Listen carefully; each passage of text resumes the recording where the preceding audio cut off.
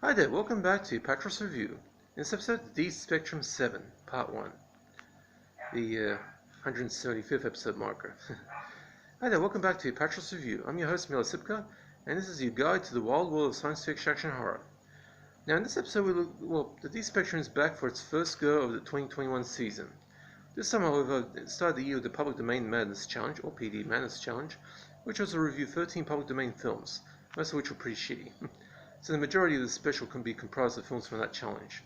Now I've decided to streamline the 3 episodes of this 3-part special to make sure I don't spend too much time on a particular film, making the runtime stick with insane levels. It helps with the YouTube upload times, and if need be, to keep things going at a brisk pace.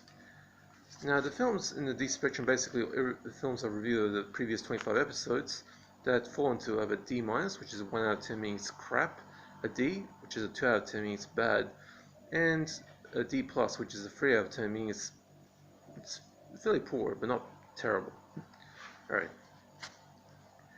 So this is basically part 1 of D Spectrum 7.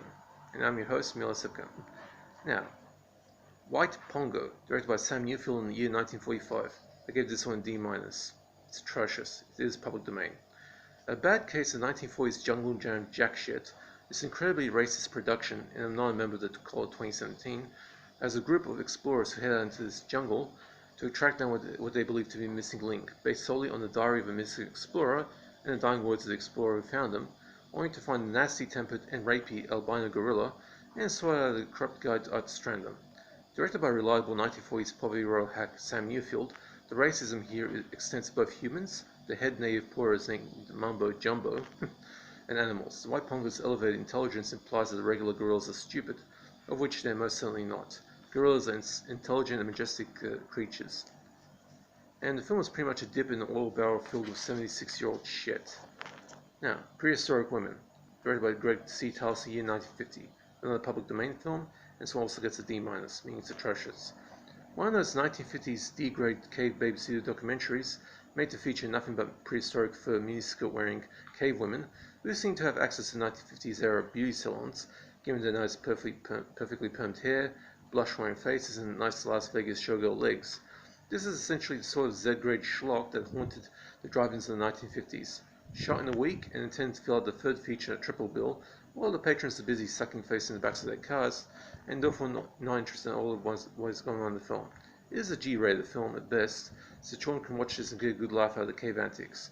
The visual effects don't exist, except for that strange duck dragon that appears in one scene only to become the subject of history's first barbecue.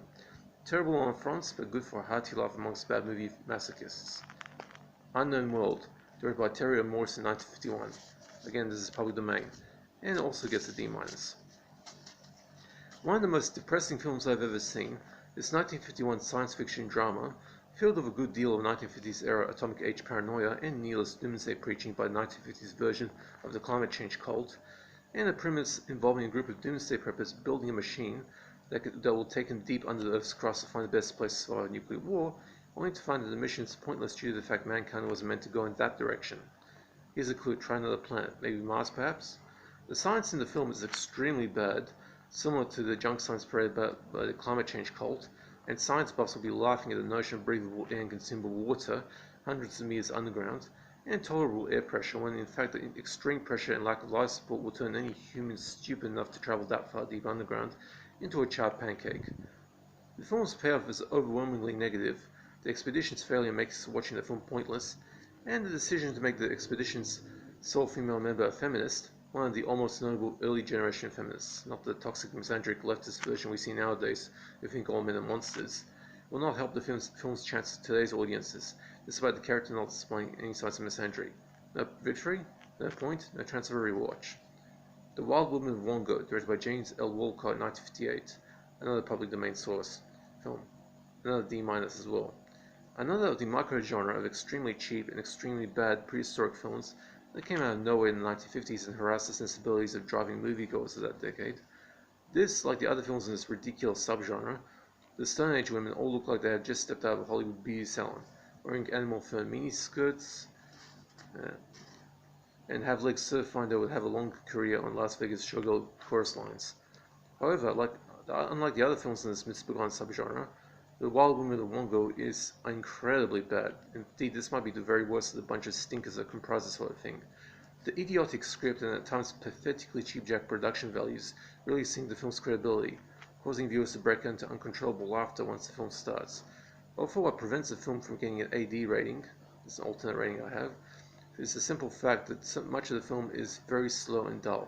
You can tell nobody was taking this beast the slightest bit seriously when you have the asinine dance sequences that were thrown in, which resemble something dreamt up by somebody who's been dividing their time between sniffing paint fumes and smoking weed.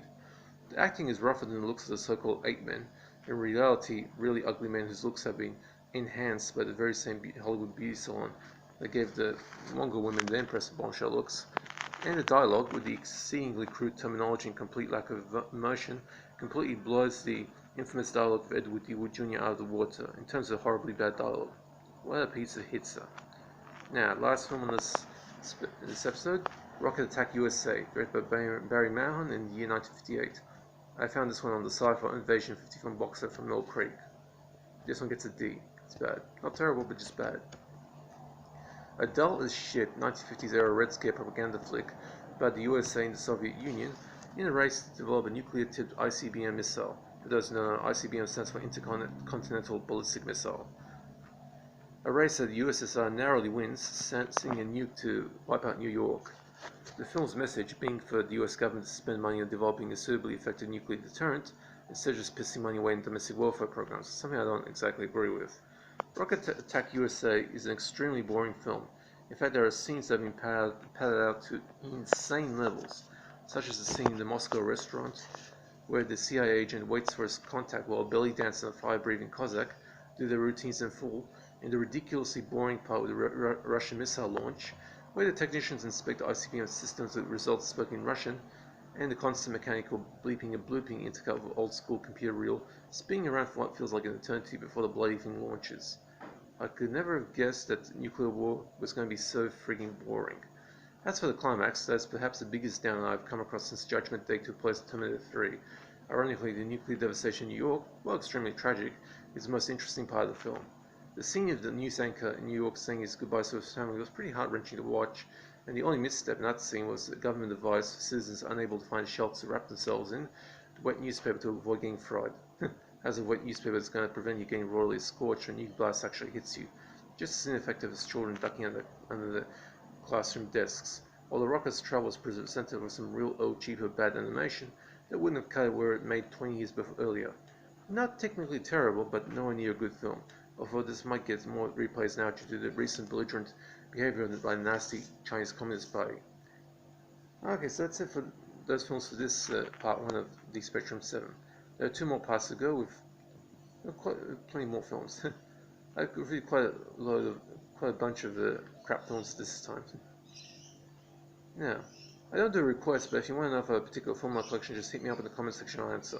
Also, if you have any technical issues with DVDs, or if you want to know if a certain film is cut, or wait to find an uncut version, just hit me up in the comment section, I'll do my best to answer. Okay, I hope you guys enjoyed that, and that's it for this review.